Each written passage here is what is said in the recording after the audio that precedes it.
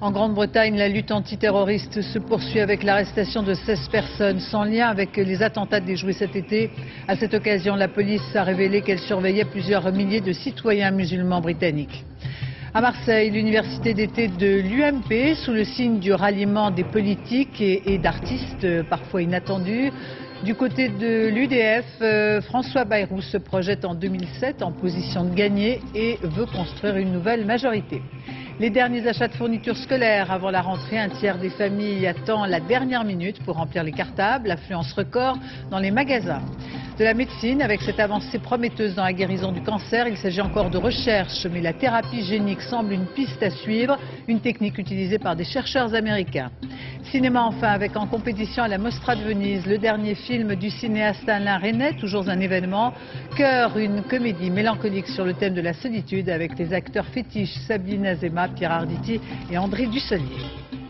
Voilà, monsieur, bonsoir. La menace terroriste en Grande-Bretagne reste d'actualité. Avec ce nouveau coup de filet à Londres et à Manchester, une quinzaine de personnes ont été arrêtées. Elles n'ont rien à voir, je vous le disais, avec les attentats déjoués cet été. Cette affaire révèle qu'une fois encore, il s'agit de citoyens britanniques intégrés dans la société. D'autre part, on apprend que des milliers de musulmans en Grande-Bretagne sont sous surveillance. Karine Comadi sur place et Roy Conley. Il est 22 h lorsque 40 policiers des forces spéciales antiterroristes investissent ce restaurant londonien. Le local est chinois, mais la clientèle musulmane. Sous les yeux des familles attablées, 12 hommes sont interpellés. À l'extérieur, les policiers saisissent 6 voitures et des documents. Le patron iranien était présent au moment de l'arrestation. Il connaît les clients et se dit surpris. Certains d'entre eux sont des étudiants qui viennent de l'université d'en face. Comme on est un restaurant halal, tout le monde vient, les musulmans aussi. Ils sont suspectés de terrorisme. Non, c'est pas possible. Ce sont des clients en même temps, on ne demande pas. L'université dont parle le patron du restaurant, c'est celle où Zacharias Moussaoui a fait ses études. Moussaoui, le Français condamné dans les attentats du 11 septembre. Selon la police, les 14 hommes interpellés n'ont rien à voir avec les précédents attentats ou complots qui ont visé le pays. La police britannique prétend qu'ils appartiendraient à un réseau d'entraînement militaire et a fouillé toute la journée cette école islamique du sud de l'Angleterre. Il n'existe pas de vastes camps d'entraînement où les terroristes sont préparés pour attaquer. Il y a plutôt des centres d'activité, ça peut être dans des écoles religieuses. Le problème, c'est que la menace n'est plus localisée aujourd'hui. Ça peut être partout et nulle part. Scotland Yard va maintenant entendre les 14 hommes suspectés d'avoir formé, recruté et incité à des activités terroristes. La durée de leur garde à vue pourrait être prolongée à 28 jours en vertu de la nouvelle loi. En France, la politique domine l'actualité de ce week-end. Après le Parti socialiste, la semaine passée, c'est au tour de l'UMP de tenir son université d'été. À Marseille, une rentrée placée sous le signe du ralliement, celui d'artistes plutôt inattendus, avec en fin de journée au stade Vélodrome le match des politiques, de la pelouse à la tribune. Michael Darmon, Mathieu Birden. Match de championnat inter-UMP au stade Vélodrome. Les ministres François Baroin et Xavier Bertrand à l'assaut des buts. Dans le temple du foot marseillais, la droite teste la cohésion de son équipe politique. Ce week-end, le match se passe comment? Très bien, très bien. C'est bonne ambiance. Non, sincèrement, bonne ambiance. Ouais. Puis il y a des tacles parfois. Mais moi, je remarque que cette fois-ci, on a bien évité ça. Car pour les sarkozystes, l'auteur du tacle aujourd'hui, c'est Michel Alliot-Marie, qui a évoqué la future présidentielle sur un ton très décidé et très personnel. Je vous promets non pas la facilité, ni la démagogie. Non, je vous promets au cours de ces campagnes la difficulté. Je vous promets des coups. Mais au bout, je vous promets la victoire. Presque un discours de candidate modérément apprécié par Nicolas Sarkozy, qui réunit à ce même moment anciens et nouveaux partisans dans un restaurant de Marseille. C'est François Fillon qui se charge de la réponse. Je sais, Nicolas, que le temps de l'annonce de ta candidature n'est pas venu. Mais je veux te dire 3 choses. La première, c'est que la France a besoin de ton audace. Et c'est parti pour le show, disent les paroles complètes de la chanson. À Marseille, c'est Doc Gineco, le rappeur nonchalant, qui a assuré le spectacle en déclarant son soutien à Nicolas Sarkozy. Qu'est-ce qui représente pour vous Nicolas Sarkozy? Eh bien, un ami avant tout et aussi quelqu'un qui m'aide à penser, un petit maître à penser. En fait, c'est sûrement fait pour attirer les plus jeunes dans la politique, mais là on arrive bien bas, je trouve, en même temps. Ça fait toujours plaisir de voir Gynéco ou Johnny Hallyday. Car c'est devant Johnny Hallyday que Nicolas Sarkozy prononcera demain un discours à l'intention d'une jeunesse qu'il doit en partie reconquérir depuis les émeutes des banlieues. À l'UDF, François Bayrou a conclu l'université d'été en regardant vers 2007. Il sera candidat et se dit en mesure de pouvoir gagner en bâtissant une majorité nouvelle. Émilie Lançon, Frédéric Basile. C'est pas la plus nombreuse de France, mais c'est la meilleure équipe. La meilleure équipe, les meilleures idées, le meilleur candidat. Bref, François Bayrou et ses amis sont convaincus qu'ici, tout est mieux qu'ailleurs, alors ils ne se refusent rien. Je crois que nous pouvons gagner l'élection présidentielle, construire une majorité nouvelle, gagner dès l'instant que les Français auront démêlé, et nous allons les y aider, auront démêlé les ficelles du jeu, les ficelles par lesquelles on essaie de les transformer en marionnettes. François Bayrou dit vouloir rénover la vie politique française, ses institutions, et faire de l'éducation une priorité. Autant d'idées qui séduisent les militants. C'est des paroles qu'on a envie d'entendre quand on n'a pas forcément envie de se plonger dans les méandres du Parti Socialiste en ce moment et qu'on n'a pas de réponse non plus du MP. Dans les discours de Nicolas Sarkozy, de Ségolène Royal, moi j'ai l'impression qu'il y a une catégorie de la population qui est favorisée. Si on regarde à gauche, à droite et au centre, on essaie de penser à tout le monde. Et la garde rapprochée de François Bayrou d'assurer que cette fois c'en est fini des seconds rôles. Les Français ont compris que l'UDF existait par elle-même, qu'elle n'était plus le valet, le strapontin du RPR devenu UMP, et que l'UDF voulait être une force alternative. Une alternative que l'UDF continue à préparer d'ici à la présidentielle de 2007, avec pour objectif de parvenir cette fois à un score à 2 chiffres. Quant au parti Chasse, Pêche et Tradition, il a désigné officiellement aujourd'hui son candidat pour l'élection présidentielle. Les choses sont claires. C'est Frédéric Nious qui a été élu avec plus de 82% en dévoile. Le scrutin avait été lancé durant l'été et s'accompagnait d'une consultation des adhérents. Jean Saint-Josse, président du parti, lui n'a pas souhaité porter à nouveau les couleurs de son mouvement, mais il sera le directeur de la campagne présidentielle. La colère des ostréiculteurs du bassin d'Arcachon, une manifestation où se sont produits des heurts avec les forces de l'ordre. À l'origine de ce mouvement, le refus du préfet de revenir sur son interdiction de commercialiser les huîtres, se conformant ainsi aux résultats de tests que contestent toujours les ostréiculteurs. Une cinquantaine d'entre eux devant les locaux de l'Ifremer d'Arcachon ont jeté des pierres sur des policiers. Accident mortel ce matin sur l'autoroute A1 dans l'Oise. Une personne a été tuée et 11 autres blessés, dont 3 grièvement. Les victimes, toutes passagères d'un minibus qui se rendait à l'aéroport de Roissy. D'après les premiers éléments de l'enquête, 2 voitures seraient d'abord entrées en collision, l'une prenant la fuite, la deuxième arrêtée sur l'autoroute, aurait été alors percutée par le minibus qui a fini sa course en contrebas. Un marché en petite forme, l'industrie automobile en France fait une rentrée morose. Le nombre de voitures vendues est en baisse, la production suit. Pourtant, les marques étrangères, elles, tirent bien leur épingle du jeu. Séverine Lebrun. Les appuis-têtes ont été changés pour plus de sécurité également. Argumenter encore et encore. Les banquettes 2 tiers 1 tiers. 2 tiers 1 tiers. Pour vendre un véhicule aujourd'hui, il faut dépenser beaucoup d'énergie. Les clients sont très difficiles à convaincre. On n'achète pas un chewing-gum, c'est quand même une dépense assez lourde, donc on compare les modèles, on compare les prix, on compare les prestations, et bon, après c'est le rapport qualité-prix le plus intéressant. Depuis le début de l'année, les ventes de véhicules neufs ont reculé de 1,9%. En cause notamment la flambée des prix du carburant qui effraie les consommateurs. Ils orientent en fait leur achat en fonction de leur budget automobile et ils ont tendance parfois, dans certains cas, à différer leur projet d'achat en attendant des jours meilleurs. Les voitures françaises sont les plus touchées. Leurs ventes ont chuté de 5,4%. Peu à peu, leur part de marché s'effrite. Aujourd'hui, plus de 45% des voitures vendues sont étrangères. Les voitures françaises restent chères et elles sont concurrencées par des voitures étrangères et par des constructeurs étrangers qui se battent beaucoup plus sur le prix, alors que la stratégie des constructeurs français est plutôt de protéger leurs marges. Tout se jouera avec le renouvellement des gammes. Rien que chez Renault, par exemple, 26 nouveaux modèles sont prévus d'ici à 2009. Les constructeurs en tout cas comptent sur le mondial de l'automobile dans un mois pour se refaire une santé. C'est lundi la rentrée, 10 millions d'élèves vont reprendre les cours. Les cartables ne sont pas encore pleins. Il est grand temps de faire ses achats de fournitures scolaires. Une famille sur 3 attend la dernière minute, d'où une affluence record cet après-midi dans les allées des supermarchés, comme l'ont constaté Valérie Fourniot et Damien Louvet. C'est pas la punition, mais presque. Pour petits ou grands, remplir le caddie de fournitures scolaires relevait aujourd'hui du défi. L'hypermarché est bondé et les souhaits des professeurs parfois plutôt vagues. Comme ils passent au lycée, on pensait qu'on allait recevoir une liste de fournitures, mais en fait, non, les enfants prennent ce qu'ils veulent par rapport aux matières. Et donc, on a attendu le dernier jour pour venir le faire, c'est la galère.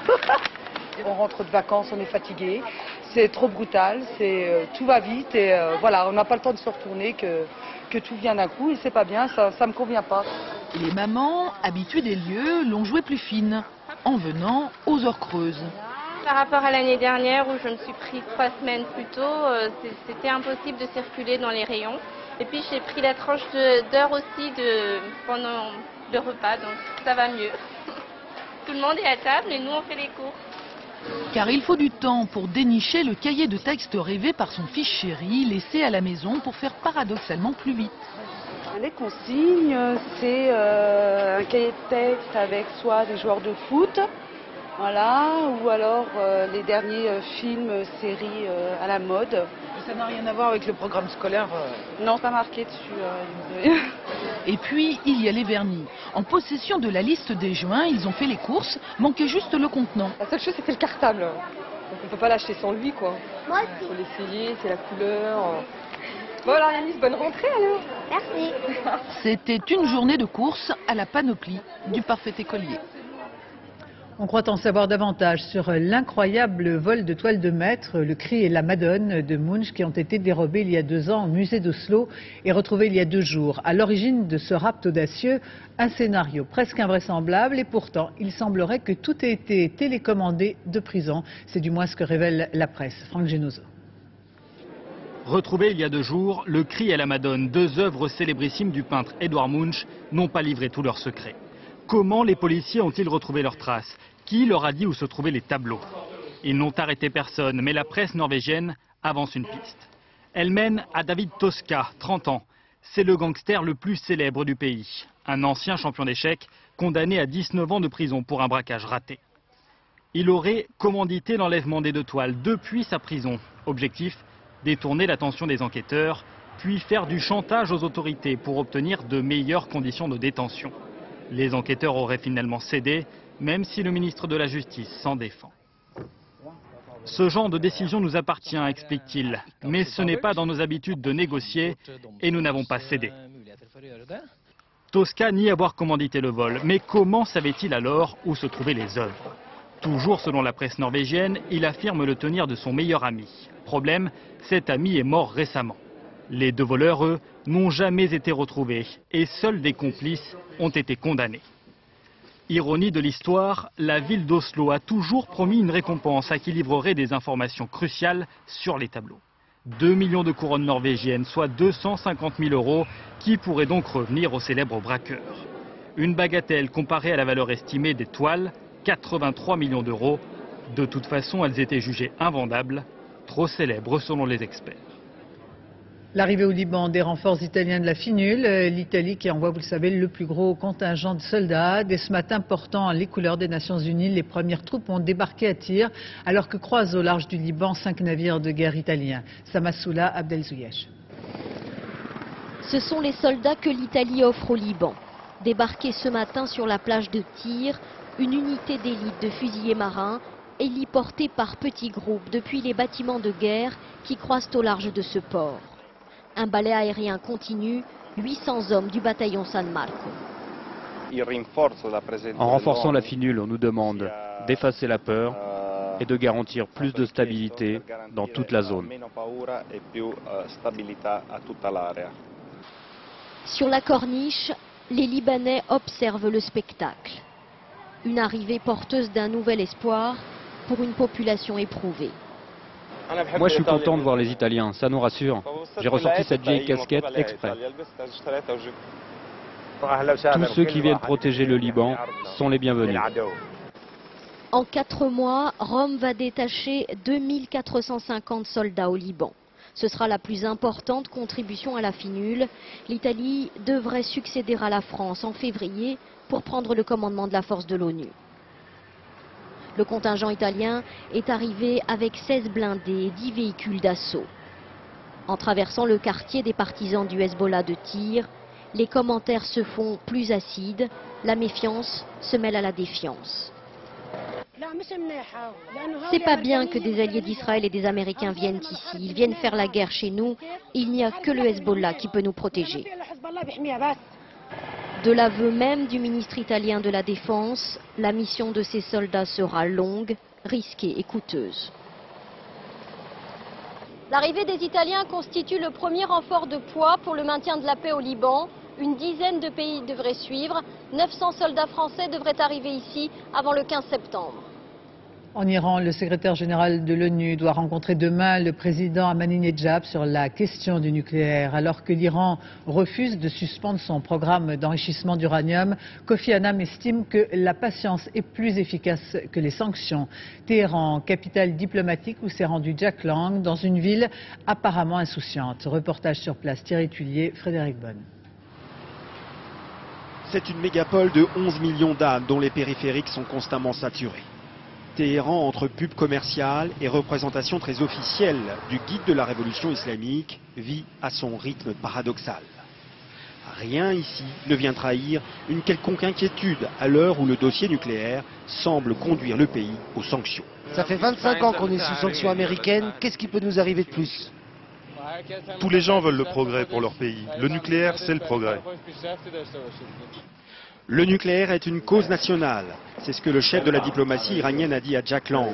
La première visite d'une personnalité française depuis le voyage de Dominique de Villepin en 2003.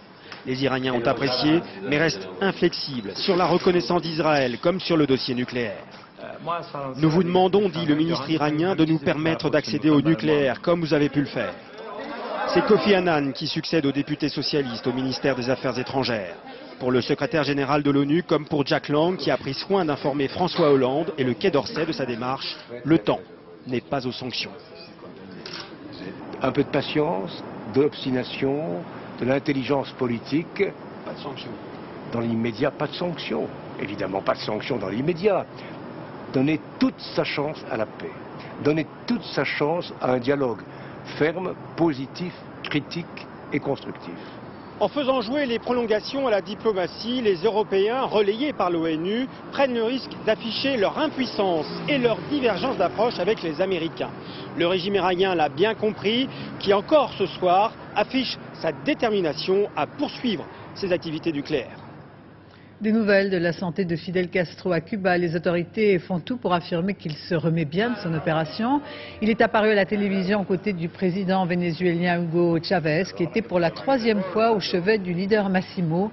Que se sont-ils dit? L'enregistrement diffusé s'achève sur ce slogan révolutionnaire entonné par les deux hommes. Allons toujours vers la victoire, nous vaincrons. Fidel Castro considère Hugo Chavez comme l'héritier de son œuvre dans la région. La Californie fait jeu à part et contrairement à la politique américaine sur les accords de Kyoto, l'État gouverné par Arnold Schwarzenegger devrait promulguer une loi pour réduire les émissions de gaz à effet de serre. La Californie prend la Maison-Blanche à contre-pied, une bonne nouvelle pour l'environnement. Arnaud Miguet. Schwarzy, acteur, s'amusait à provoquer les pires catastrophes pour l'humanité. La fin des temps est proche. Mais depuis qu'il a troqué son costume de Terminator pour celui de gouverneur de Californie en 2003, Arnold Schwarzenegger veut un monde meilleur pour ses administrés. La Californie est un État modèle dans de nombreux domaines et nous savons que les émissions de gaz à effet de serre provoquent un réchauffement climatique contre lequel nous devons lutter. Ainsi, la Californie devrait devenir le premier État américain à se doter d'une loi visant à réduire de 25% les émissions de gaz d'ici 2020. Et se conformer par là même au protocole de Kyoto, que le président américain, pourtant soutien politique de Schwarzenegger, a toujours refusé de ratifier. C'est un mauvais accord pour l'économie américaine. J'ai pensé qu'il y avait de meilleures solutions. Pourtant ici, on pense désormais le contraire. Une loi sur l'environnement n'est pas un frein à l'économie. Car derrière cette image de dilettante de la côte ouest, la Californie est l'État le plus peuplé et surtout le plus riche des États-Unis. Cette mesure est aussi bonne pour les affaires car elle va permettre de développer toute une industrie. Contre le réchauffement climatique, les Californiens sont prêts à faire des efforts. Arnold Schwarzenegger le sait bien. Le vote vert représente une grande partie de l'électorat et le gouverneur est candidat à sa réélection au mois de novembre.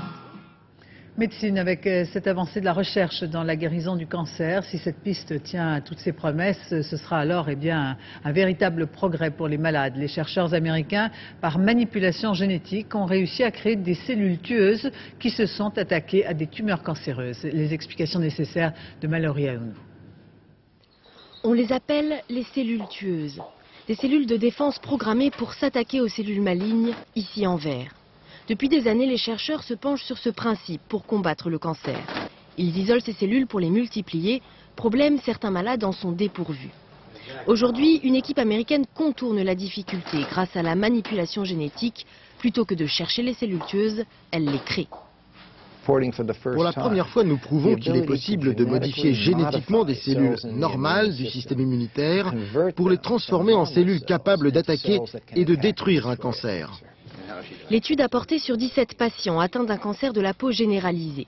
Les scientifiques ont prélevé chez les malades des lymphocytes T, cellules immunitaires normales. Ils y ont introduit un gène qui leur permet d'identifier les cellules du mélanome et donc de s'y attaquer. 2 patients ont ainsi vu leur tumeur régresser, dont cet homme. Voici la tumeur présente sur son foie avant la procédure. 1 mois après, elle avait diminué de 80%. Chez les 15 autres malades, les cellules tueuses ont survécu dans l'organisme mais n'ont pas apporté d'amélioration. Il convient de rester prudent. On ne sait pas combien de temps ces cellules vont durer dans l'organisme, on ne sait pas s'il ne peut pas y avoir des effets secondaires, et puis à long terme également, on ne sait pas les risques qu'il peut y avoir vis-à-vis de la tumeur. Est-ce que la tumeur elle-même ne va pas se défendre et produire des substances qui vont empêcher ces cellules d'agir ? De longues années de recherche seront donc nécessaires, mais tous les spécialistes s'accordent à trouver là une avancée notable dans la lutte contre le cancer. À terme, la technique pourrait être appliquée dans le cas de cancer du sein, du poumon ou du foie. Là où la médecine ne peut plus rien, la foi, elle peut aider à guérir. À Lourdes, le dernier miracle a été déclaré en 1999. En un siècle et demi, l'Église a reconnu officiellement 67 miracles. Mais que faire de toutes les autres guérisons inexpliquées? L'Église a décidé de changer son regard et d'assouplir sa position avec ses pèlerins désireux de faire valoir le caractère exceptionnel de leur guérison. Muriel Lassaga, David Bress. Le sanctuaire de Lourdes ne désemplit pas. Certains malades trouvent ici la force de guérir, mais tous attendent secrètement le miracle de Lourdes. Tous voudraient être Catherine Latapie, la première miraculée, Francis, Aurélie et le dernier, Jean-Pierre Belly. C'était en 1987. Depuis plus rien et pour cause. L'Église reconnaît un miracle seulement si le malade n'a subi aucun traitement médical. C'est pourquoi l'évêque de Lourdes suggère de parler désormais de guérison exceptionnelle. Après avoir vérifié toute une série de critères, que la personne était vraiment malade, qu'elle est vraiment guérie, qu'il n'y a pas eu de convalescence, qu'il n'y a pas de séquelles, tous ces critères-là continuent tout à fait de valoir. Donc ce que nous souhaitons, c'est que ces personnes soient autorisées, on emploie le mot au sens fort, c'est-à-dire qu'on garantisse leur témoignage en disant c'est pas des fabulateurs, c'est pas des gens qui cherchent à se faire de la pub. Bernadette Lenormand n'est pas une miraculée reconnue. Pourtant, à l'âge de 38 ans, cette femme très croyante retrouve en une nuit l'usage de son bras et de sa jambe paralysée après une attaque cardiaque. J'ai sorti mon bras sans faire de mouvement pour le prendre, alors que d'habitude, il fallait que je prenne mon bras pour l'amener là. Et alors après, ça a été... Forcément, tout le monde est accouru pour voir si c'était vrai. Ce jour-là n'était autre que le centenaire de la première apparition de la Vierge dans la grotte. Toute personne s'estimant guérie peut venir ici au sein du sanctuaire raconter son histoire auprès de ce médecin. Depuis plus d'un siècle, 7000 guérisons ont été déclarées. Sur les 7000, j'ai essayé de revoir un peu les choses. Il y en a, à mon avis, au moins au moins 2000-2500 qui n'ont pas d'explication médicale. Le docteur Tellier multiplie les conférences et l'on attire le pèlerin avec ce hors-série. Car quel que soit son nom, il faut bien que le miracle de Lourdes continue d'exister. Il y a ceux qui rentrent, il y a ceux qui partent en vacances. Septembre séduit de plus en plus, il y a moins de monde et les tarifs sont plus avantageux. Reportage au Grau du Roi dans le Gard, Hélène Vergne, Françoise Mazou. Loin de la foule estivale, les voici qui savourent leur premier jour de vacances. Ces touristes de septembre à la recherche avant tout de quiétude. Il fait encore beau et il n'y a pas trop de monde, on est tranquille.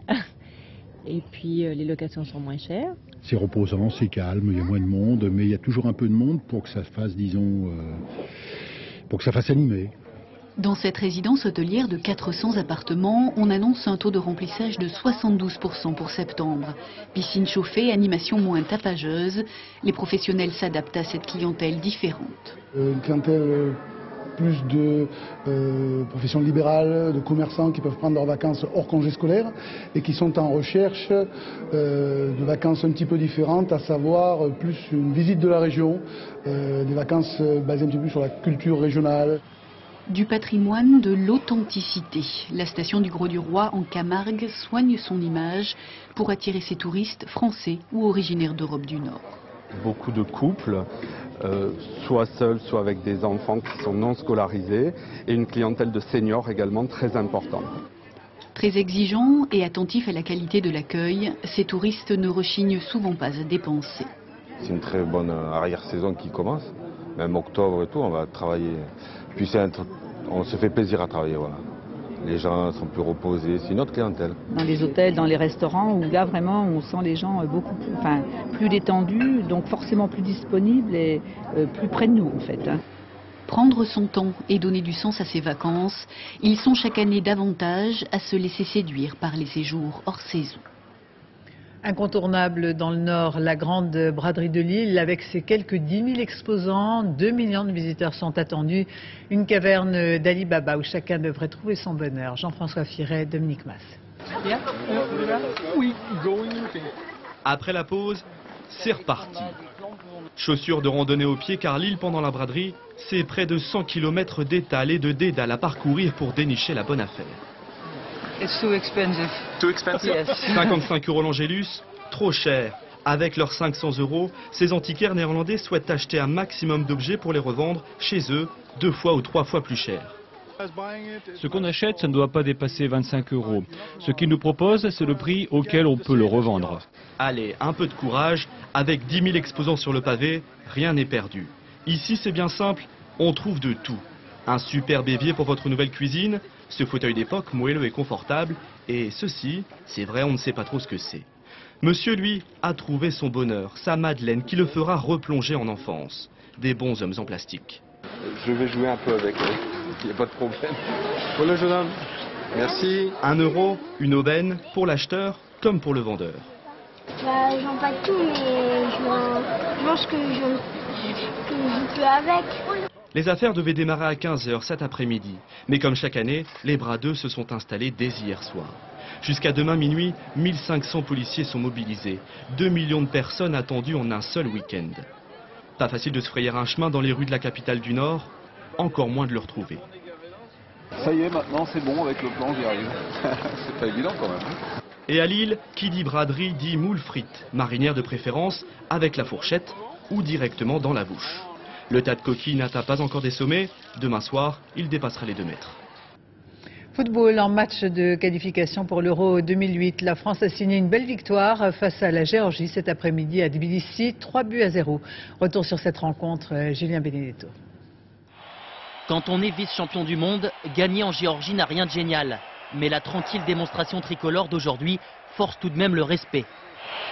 Dans ce premier acte des éliminatoires de l'Euro, la Géorgie n'a eu le droit de rêver que 6 petites minutes. Les Bleus marquent sur leur première occasion grâce à Florent Malouda. Au quart d'heure de jeu, celui qu'on surnomme Ferrari Berry justifie sa réputation. Accélération tranchante du Marseillais, service parfait pour Louis Saha, qui marque là son 3e but avec les Bleus.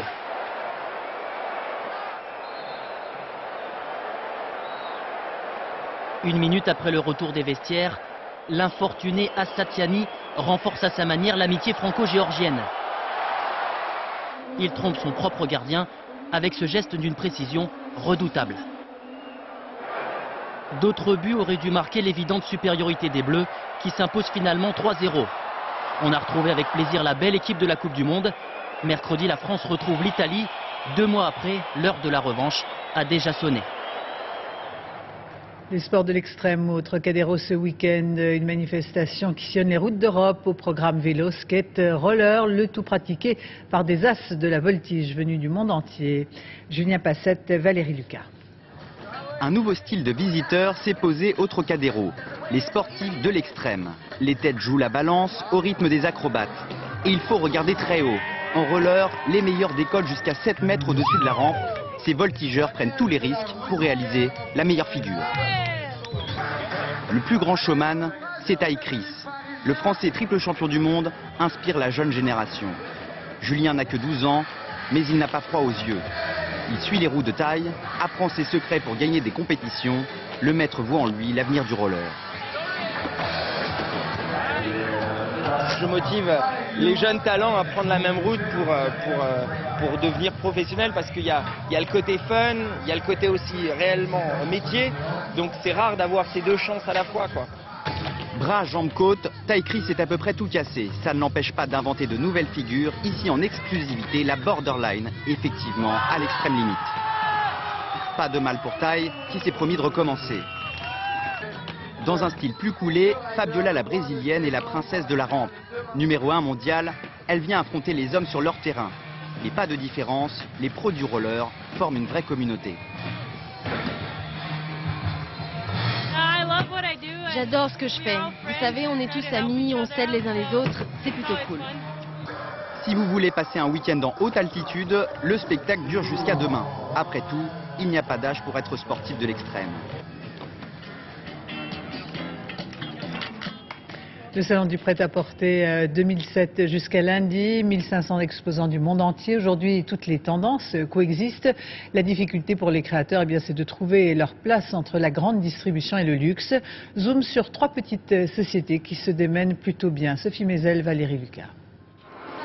S'il est difficile de capter des tendances au milieu des 1500 exposants de ce salon du prêt-à-porter, c'est qu'il n'y en a pas vraiment. Les froufrous et les vêtements plus austères se côtoient. Car pour exister, les créateurs doivent trouver leur propre identité, coincés qu'ils sont entre la grande distribution type Zara et le luxe façon Gucci. Le Belge, Jean-Paul Knott par exemple, qui a gravi tous les échelons de la maison Yves Saint Laurent avant de monter sa marque, a trouvé son truc à lui. Les vêtements transformables, il se lie et se délie tout en devenant autre chose. Mes clientes dans ma boutique me disent « Oh là là, c'est compliqué, j'ai pas m'en rappeler ». Et puis finalement, c'est souvent le contraire qui se passe. Elles reviennent dans la boutique en me disant « Mais j'ai trouvé une autre façon et vous auriez dû penser à cette façon-là de le porter ». Repetto, c'est l'histoire d'une renaissance. La marque de chaussons de danse était moribonde quand elle a été rachetée voilà 7 ans. Depuis, elle est devenue une référence dans la mode, presque un classique. Avec une usine dans le Périgord, cela n'allait pourtant pas de soi de réussir à faire concurrence aux chaussures chinoises. L'avantage que l'on peut avoir en France, c'est que ça nous permet d'être très très réactifs. Entre le moment où on a une idée et le moment où on peut voir le produit dans le magasin, aujourd'hui on arrive à faire ça en moins de 6 semaines, ce qui ne serait absolument pas possible si l'on fabriquait à l'autre bout du monde. Antique Batik a aussi bâti son succès sur un choix énorme et toujours renouvelé. La marque, dont l'identité repose sur les broderies, les imprimés et les couleurs vives, a su se faire une place dans les petites boutiques qui cherchent à être différentes. La clientèle recherche l'originalité et des pièces qui sont choisies une par une et en fait les personnes veulent se démarquer. Être original mais en restant très vigilant sur les prix, c'est aujourd'hui la nouvelle équation dans la mode. C'est toujours un événement, la projection d'un nouveau film d'Alain Resnais. Il présentait aujourd'hui en compétition à Venise Cœur avec bien sûr ses acteurs fétiches, Sabine Azéma, André Dussolier ou encore Pierre Arditi, une comédie mélancolique à 6 personnages. Marie-Jo Jouan, Olivier Robert. Alain Resnais n'est pas encore arrivé au Lido, alors vite une petite escapade. Entre Sabine Azéma et André Dussolier, c'est plus qu'une romance de cinéma. Je crois qu'on peut plonger d'ici. Une complicité de plus de 23 ans, depuis qu'Alain Resnais eut l'idée de les réunir dans La vie est un roman.